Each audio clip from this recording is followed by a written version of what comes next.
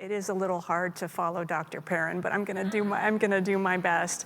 I am really delighted to be here with all of you today. I have such a passion for what draws us all together: education, classical education. My kids grew up in Jen's school, and I could get weepy about that, but she had a huge hand in turning them into the wonderful young adults that they are today. And so really, I've taught in all different educational environments. Currently, I've taught at universities, I've taught in public schools, I've taught in hybrid school, a wonderful one in Chicago, and now I'm teaching at a private school in Virginia, and it's yet a different experience. So I think when I'm speaking to you today about my topic, which is prepping the soil for vigorous growth, I think what you're gonna really hear from me is what's on my heart. In my current experience teaching at a really wonderful private school, but what am I seeing and what am I experiencing and what am I thinking about? And so I hope that comes through in my presentation with you today, but I think you're also gonna hear notes from some of the previous presentations that we've heard today that sort of are represented in what I want to share with all of you. So. At any rate, I'm going to get started because I know it's been a long and it's been a very full day. So at any rate, the topic for this session is prepping the soil for vigorous growth. And really what we're going to be focusing on is identifying those necessary nutrients needed to build fertile soil so that our students can grow in knowledge and understanding.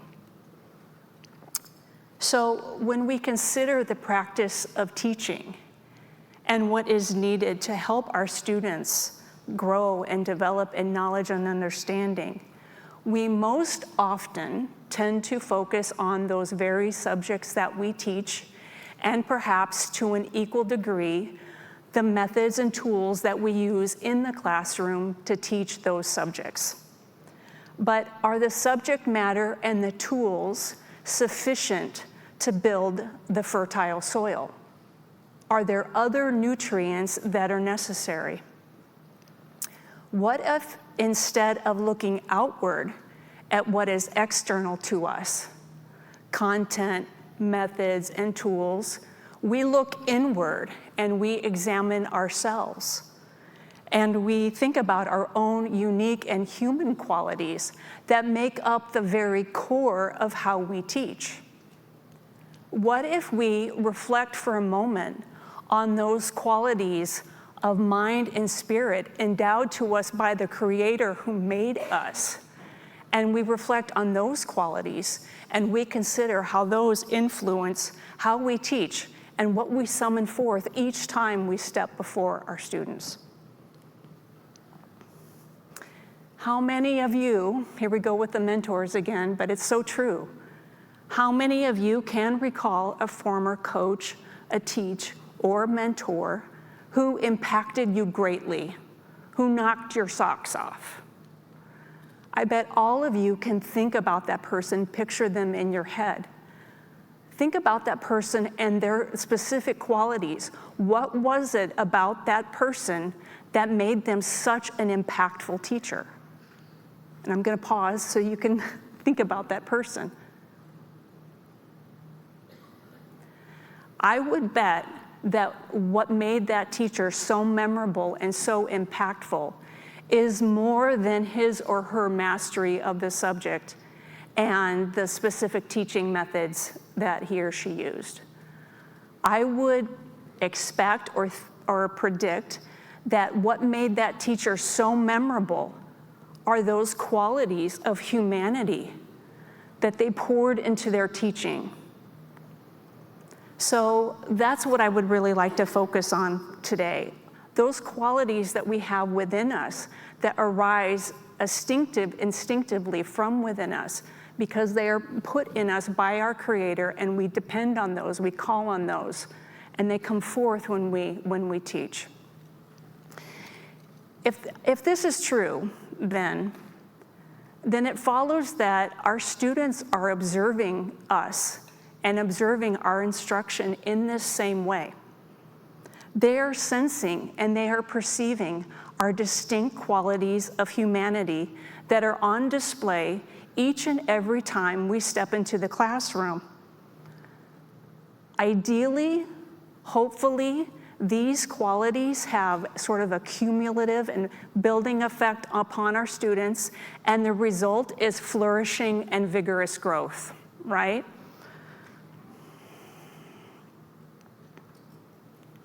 Sorry, I'm trying to advance my slide. I'm gonna get some help. As a case in point, just this past year, before the end of the school year, I was speaking with one of my honors Spanish 4 students. By the way, I'm a language teacher.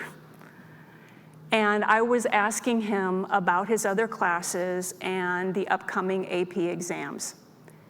And he was telling me that he was particularly nervous about one exam in particular, and it was the AP chemistry exam. And he told me it was just his most difficult subject. He said, and I'm quoting him, these aren't my words, he said, "It is kicking my butt." And I said, well, why? Why did you decide to take AP Chem if it is so difficult for you? And he said, well, it's because of Mr. Arnold. He said, I just love his class. His honors chem class was the best class I've ever taken, and I don't like science. But he made me believe that I could do it, and so I didn't want to let him down. And I thought, holy smokes, I have got to get into Mr. Arnold's class and see him. What is going on? What is so special? And so this is what I'm thinking about. I'm thinking about teachers like Mr. Arnold. And I thought about a book that I read for the first time only last year. And it was a really remarkable book because it focuses on this exact thing. It's called The Elements of Teaching. And it was written back in 1997 by James M. Banner Jr. and Harold C. Cannon. And so it is not a new book, but I would say that it's a classic. It's a timeless book. This book, it has been included in Hillsdale College's classical education curriculum, and I believe for very good reason, because if you're going into education and you read this book, it's going to make an impact on you. It's going to make you reflect upon things that maybe you haven't thought about before. It focuses on those qualities of personality and spirit, right, that arise from within us and that make up the art and the craft of teaching. And so I wonder why so often these qualities just get overlooked. They get glossed over. We focus on all these other things. Curriculum, content, mastery, all these other things. We've talked about a lot of these. But why? Are not the intrinsic qualities of mind and human spirit that are inherent to us worthy of some reflection and some consideration? If you think about it, teaching as a profession, perhaps there's no other profession out there that requires so much human engagement, so much emphasis on personality. You know, if you're in the classroom, day in and day out, you are there, you are engaging, you are on, you are connecting, you are teaching, you're listening, you're responding, all of this. 8 to 3 at least, right? So much emphasis on who we are as a person and our personality. So why don't we think about this more often? Why don't we think more about the elements that shape our own teaching? And yet, by and large, what we focus on are things that are external to us, right? The contents and the methods and all of this. And yet, who we are as a person and what makes up our mind and what constitutes our spirit just goes undiscovered or unconsidered.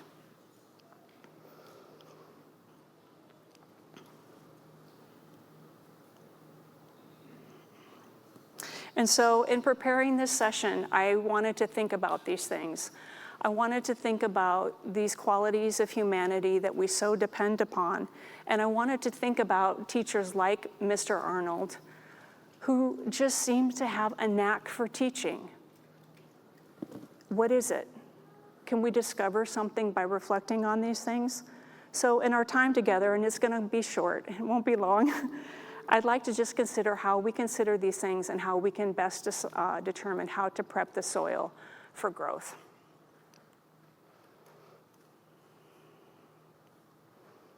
Okay. As a little quick test to verify this sort of idea, just consider this little scenario.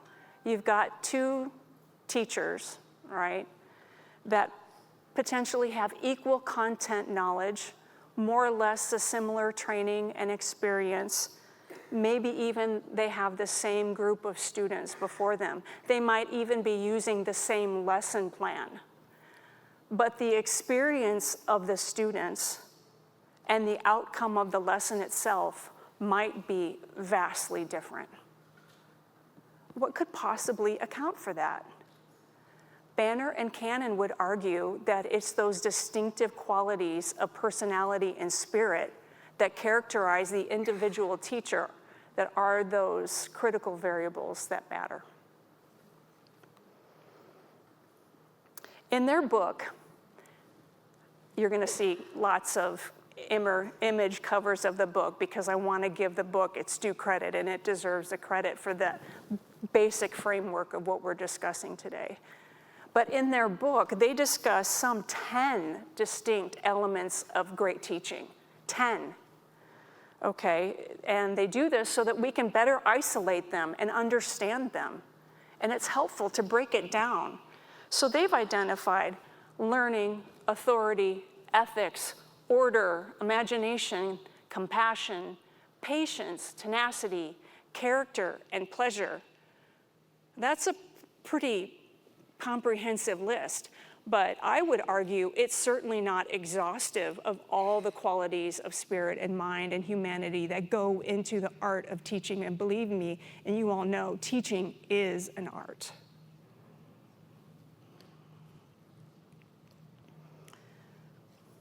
Okay, so for our purposes today, because I know you're all thinking, are we going to go through all 10? We are not. We're going to go through just the first 3 because we can wrap so much into this. We're going to look at the first 3, learning, authority, and ethics, and examine those in direct relation to both the good fruit that we've talked about and the bad harvest fruit. And how does this all come together?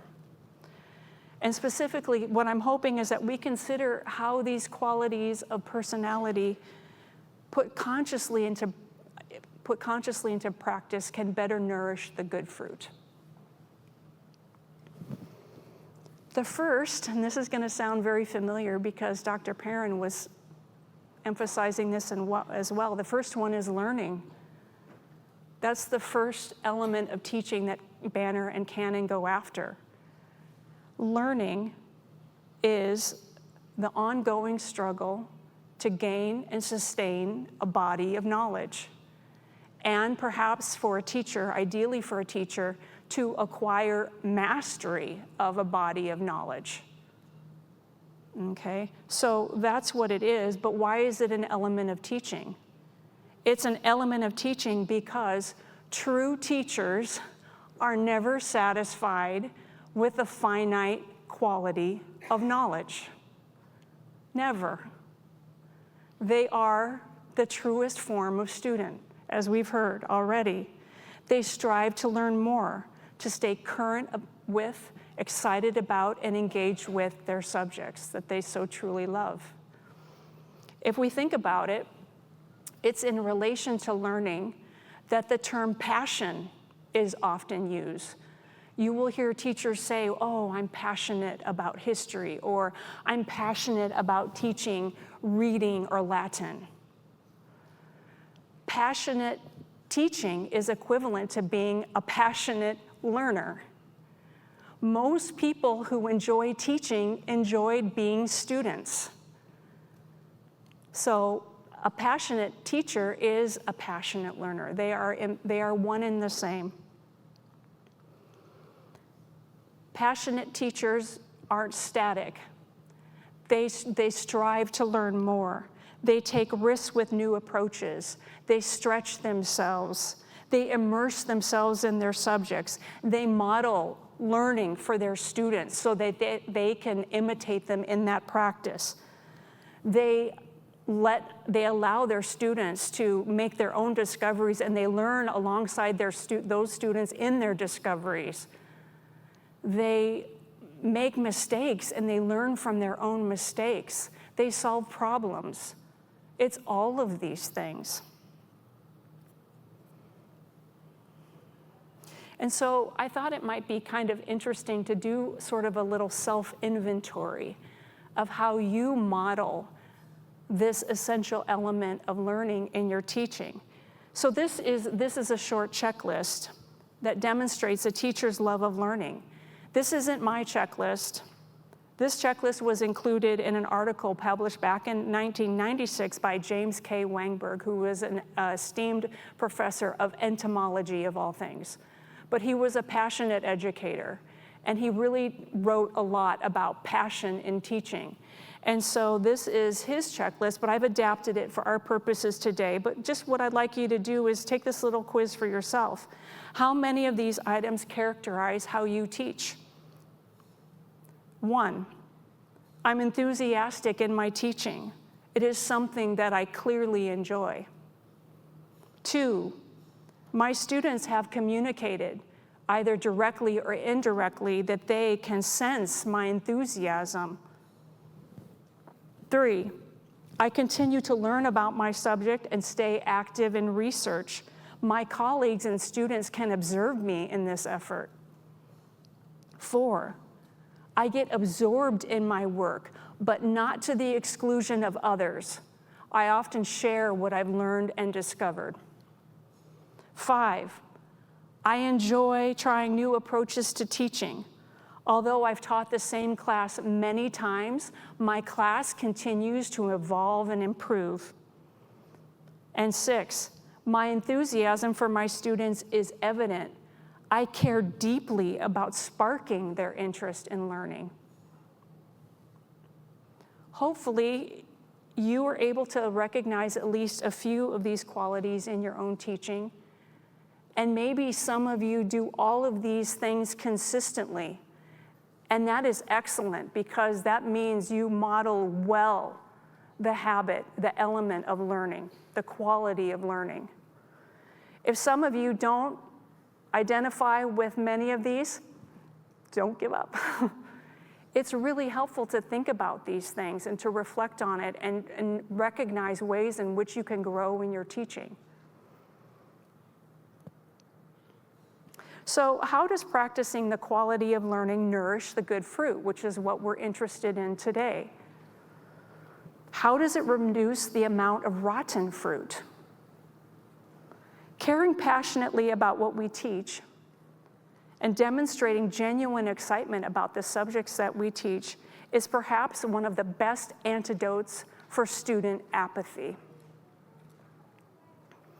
The act of teaching requires us to motivate subjects and material that is difficult.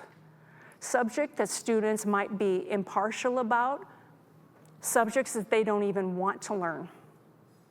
And yet, it is difficult for a student to remain apathetic and remote in the face of a teacher who is charismatically passionate and excited each time they step into the classroom.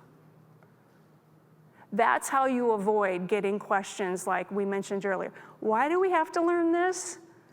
Why does this matter? If you were, I don't want to say bouncing up and down, but jumping up and down, but if enthusiasm is coming out of your ears, they're not going to question you on that. They're going to know that you're excited for a reason, and they're going to trust you to communicate that to them.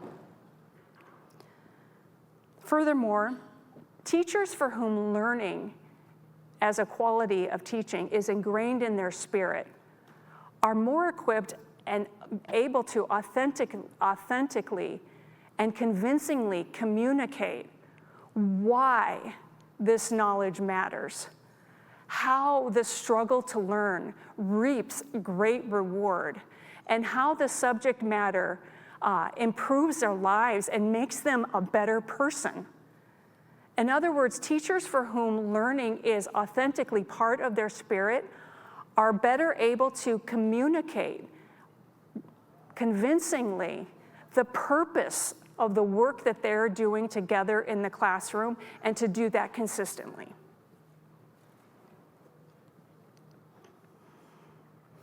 So a reliable measure of the impact on our teaching is what our students tell us after they've left our classroom, after they've moved on. When students come back to visit the school where I currently teach, they come back to visit Mr. Arnold. When asked why he was such an impactful teacher, they consistently reply that it is really just difficult for other teachers to replicate the experience of his classes. One student said, "He is just so engaged and interactive. He brings us into every problem that we're working on. He makes learning hard things so enjoyable because he is right there beside us." And now, just for you all, just take a moment to think for yourself. How do you personally manifest this element of teaching, of learning in your teaching? How do you show that to your students? Just reflect for yourself, and then we'll move on to our second element.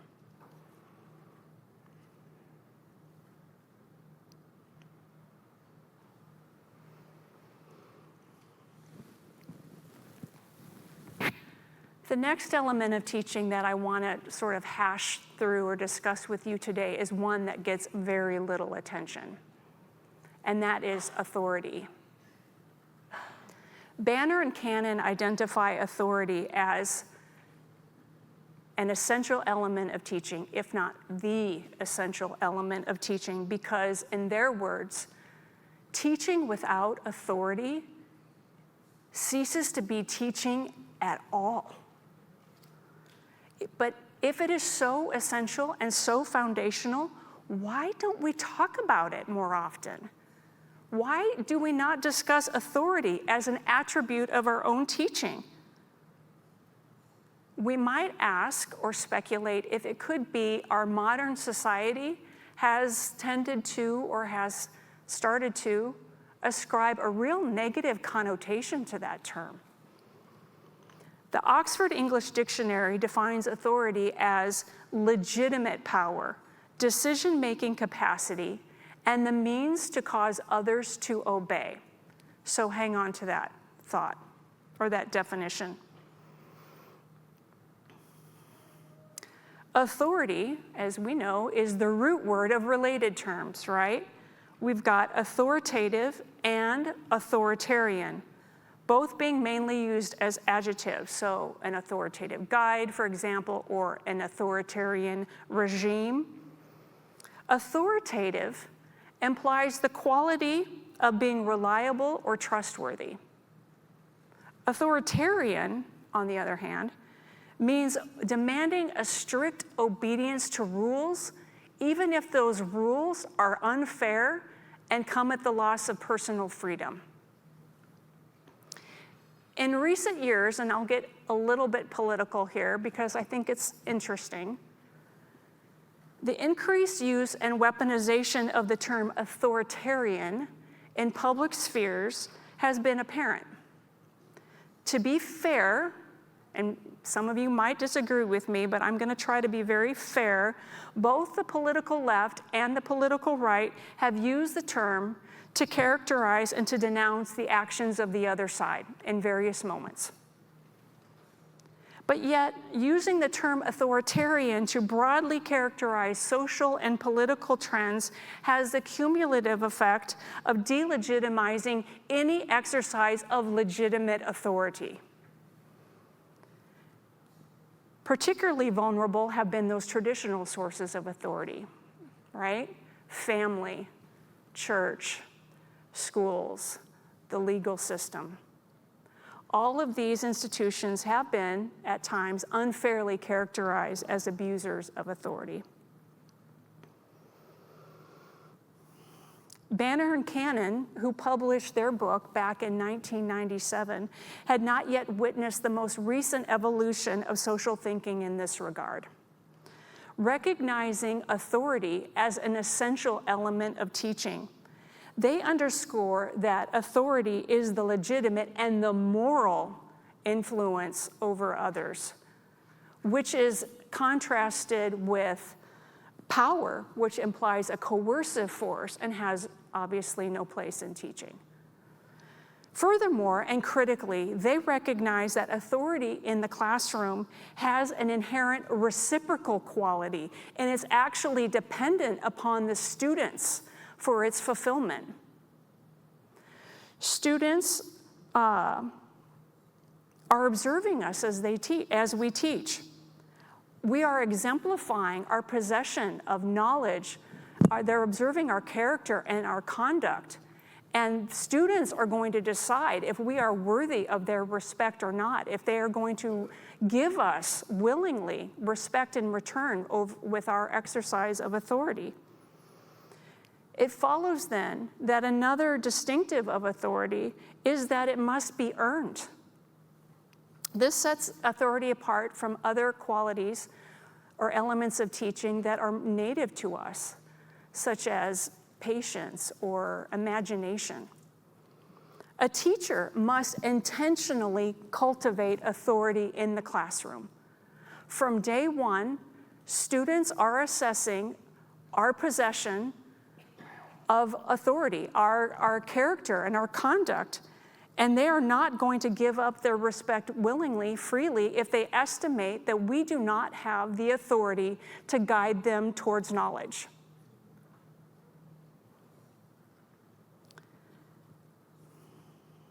And really, who really would want to learn anything from someone that doesn't have authority on the subject matter at hand?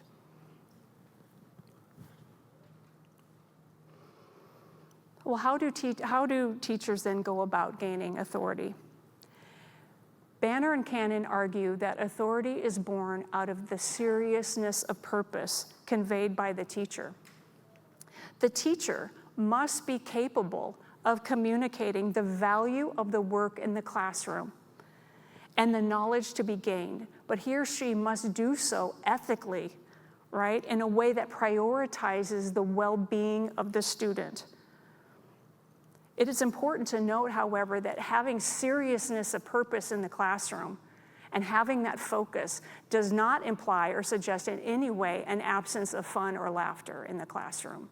Because I think we all know and we've all experienced that big learning moments and critical moments of insight can and do happen amid laughter. So it's not that. Additionally, to earn authority, teachers must possess depth of knowledge, which allows them the benefit of spontaneity and variety in teaching. Teachers who have mastery of their subject can pivot and improvise and adapt their teaching to the needs of different groups of students, which in turn then adds to their stature of authority with their students. Equally, the teacher needs to exhibit the qualities of character and conduct that they want their students to imitate, such as even-temperedness, dignity, and fairness. Taken together, the conditions for establishing authority in the classroom are no joke. They aren't for the faint of heart, and perhaps this is why, or one of the reasons why, teaching is such demanding work. This is especially true for young teachers who oftentimes aren't too many years older than the very students that they teach. My daughter started teaching fresh out of Hillsdale College last year to middle school students. She's like, Mom, I don't feel that much older than them. It's really scary. She goes, some of those 8th graders look really big. I'm like, I know, it's true, but it is true. And so in these cases, sometimes teachers, young teachers, and I think in particular are maybe susceptible to this. They think that there might be shortcuts to gaining the respect of students, such as through popularity or by befriending students.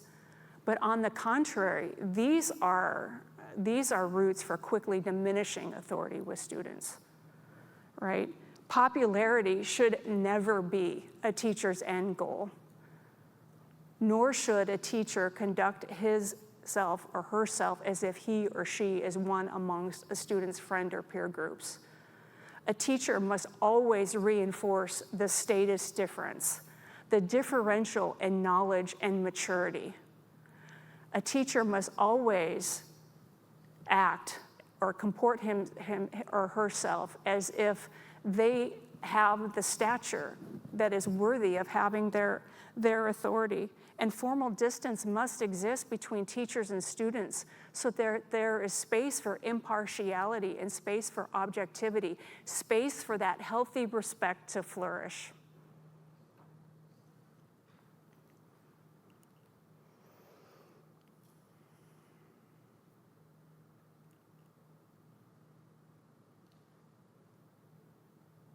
Sorry, trying to advance. Can you go to the next one? Oh, okay, thank you. And so back to Mr. Arnold again. Mr. Arnold has not only sort of nurtured his stature of authority with his students, but with the other faculty in the school. When teachers are unsure how to do something or how to approach something, he has become the go-to resource. His knowledge, his character, and his conduct have allowed him to be that person that's going to know how to solve problems and who's going to be the wisest one to sort of model solutions and to come up with ideas.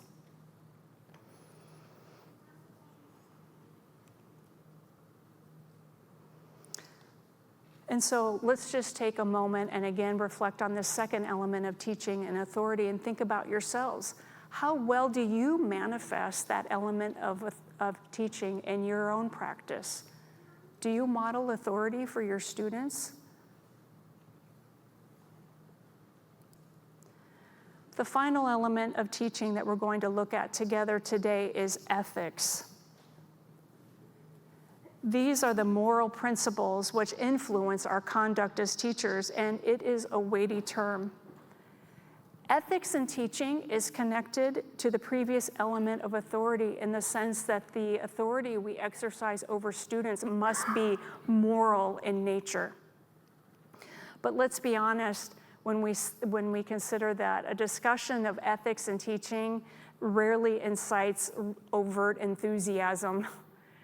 It has sort of this weighty feel, maybe it's oppressive feeling or even self-righteous, but really those depictions of ethics are misguided. Ethics is foundational to the practice of teaching because according to Banner and Cannon, it means putting the satisfaction of the needs and good of students before those of anyone else. Teaching requires student-centered ethics because it is akin to a trusteeship in which the teacher assumes the responsibility for the well-being of the students in their care.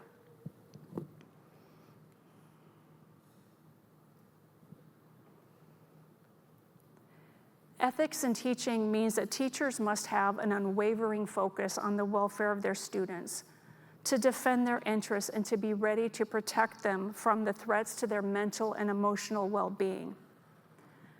Threats to student welfare can come in so many forms. It can come in the form of pressure from peer groups, from unrestricted access to technology and social media, or from an abuse from an authority, among other things. Ethical teachers must be cognizant of these threats and be prepared to intervene as appropriate and necessary. If we can for a moment, I would just like to take a look at a specific example involving ethics and technology. When Banner and Cannon wrote this book back in 1997, they could not have fully anticipated the changes to come in the educational environment brought on by technology.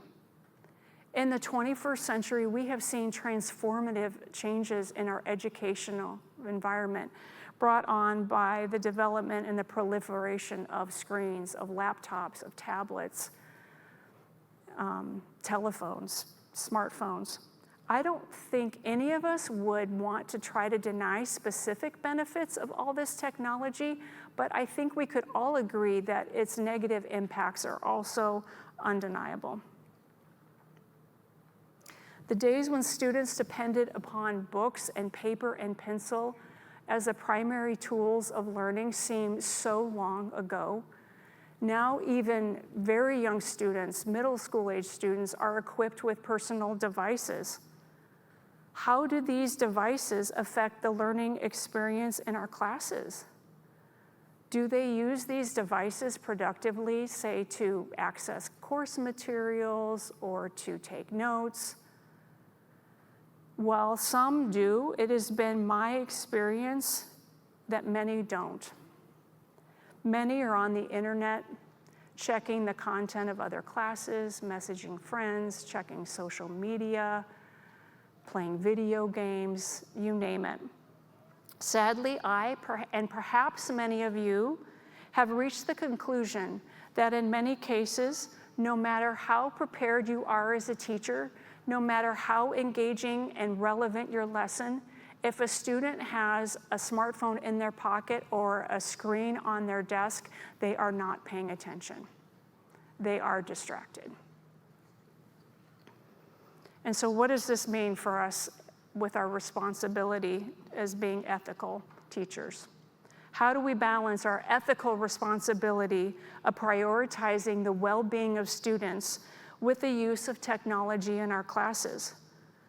This is a question that is growing increasingly complex as the power and the reach of technology expands just exponentially. As a world language teacher, I can share with you the immense challenges brought on by digital translators and AI. For example, a simple example, I can no longer assign written work to be completed outside of class because I need to be physically present to monitor the process to make sure my students don't use Google Translate to get it done. How do you teach with this sort of challenge facing you? It is extremely difficult. And so, yes, ethical responsibility, student welfare, and technology, that is a conundrum, to say the least. I'm sure all of you have had your own experiences and your conclusions about the use of technology, but what I would like to suggest to you today is that we look squarely at this issue through the lens of ethics. Does teaching or does technology pose a threat to student welfare? And if so, it is our ethical duty as teachers to intervene as appropriate to minimize these distractions and to encourage student engagement. As a starting point, we can work together, we can have discussions like these to better define these threats and to determine specific strategies to mitigate their impact. As a side note, I am encouraged to note that the state where I live now and teach, Virginia, has grown an increasing number of states which are calling for the restrictions and bans of cell phones in public schools. That is a good start, but there is so much more to be done. Back to Mr. Arnold again, I will share with you one simple thing that he does. On a table by the door to his classroom, he has a basket. And when students walk in the room, they are expected to drop their phones and whatever device they have in the basket for safekeeping during instruction time. Students understand and respect Mr. Arnold's cell phone policy. They understand that it is for their own good and that there will be consequences for the breach of that behavior. So students comply as a matter of course, they don't question it, and they are freed to focus on the learning task at hand.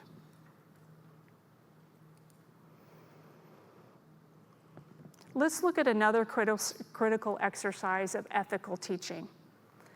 Setting high expectations and inspiring students to reach those expectations. This means setting the bar high, but within tiptoes reach. Establishing learning goals with students helps to stretch them towards knowledge. Setting learning goals actively with them is constructive because it serves a dual purpose. It helps establish seriousness of purpose. And so with students, a good exercise is have that conversation, have them write down, respond to a few writing prompts. What do they hope to learn? What do they aspire to learn in your class? And then the teacher has the opportunity to then articulate his or her aspirations for the students. It might be that the teacher's aspirations for students goes beyond that which the students themselves think that they can achieve or accomplish in the class, but it is the teacher's ethical responsibility to do that, to set that bar high and to motivate the students to stretch themselves for that knowledge. The challenges come when students struggle and fail to make progress. They might balk when asked to do something else, to study more, to come in for help, to try a new strategy. But we need to do that. We need to stick with them. It is the ethical responsibility of the teacher to not give up in the face of failure or challenges, to not lower expectations then, to make the road easier. We must maintain those high standards, we must continue to set high expectations so our students continue to reach for knowledge. And if we continue to express faith in their abilities and to encourage them along the way and learn beside them, they will meet those goals. And that is what it looks like to be ethical and challenging our students to grow in knowledge and understanding. It is our moral responsibility as teachers. One final point on teaching with ethics. And Banner and Cannon point this out, and this is so true, that the teaching with ethics requires the teaching of ethics. We need to teach by example. We need to model moral character and behaviors, explicitly identifying what is good and right and true, and equally what is bad and wrong and false. We need to have those conversations with our students. There should be consistent dialogue between teacher and students about ethical practices and personal behavior, in academic conduct, and about the costs of plagiarism and cheating. This means, too, that teachers must hold students accountable for breaches in ethical behavior. This is part of teaching with ethics. To be fair and just and holding students accountable is indeed prioritizing students' well-being. This is the instruction that they need to have as they continue to face life challenges and decisions get more complicated and more complex. So, to wrap up this third point then, please just again take a moment and reflect. How do you reflect this quality of ethics in your teaching? How do you manifest it? Reflect just for a moment, and we'll wrap this up.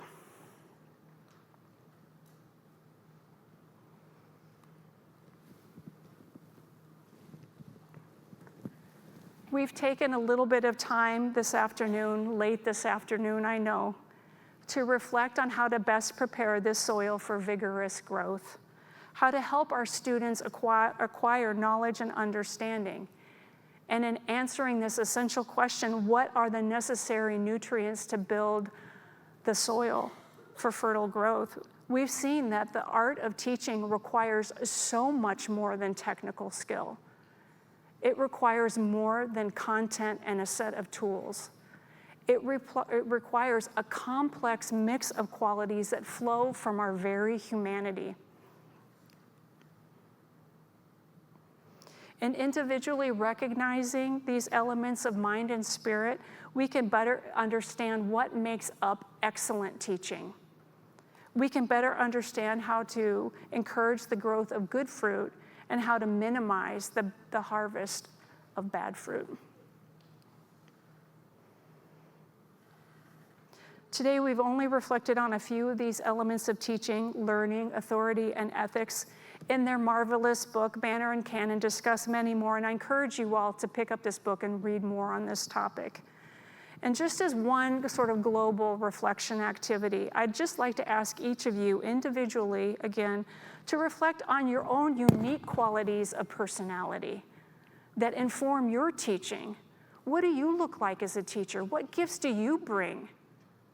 Think about your individual qualities and how your qualities impact your teaching. How do your personality qualities and your qualities of spirit and mind, how do they affect the experience of your students? And finally, how can you more consciously put your qualities, your gifts into practice so then that you can nurture the good fruit? I just want to thank you for your time and attention today. I know it's been a really full and rich day, and you've been wonderful to listen to me. I'm so grateful to all of you for listening, and it's just been a real blessing for me to prepare this lesson because it's given me a lot to think about as I move into this coming school year, and I'm trying to energize myself again for this outpouring of love and effort that we give to our students. But thank you. Thank you.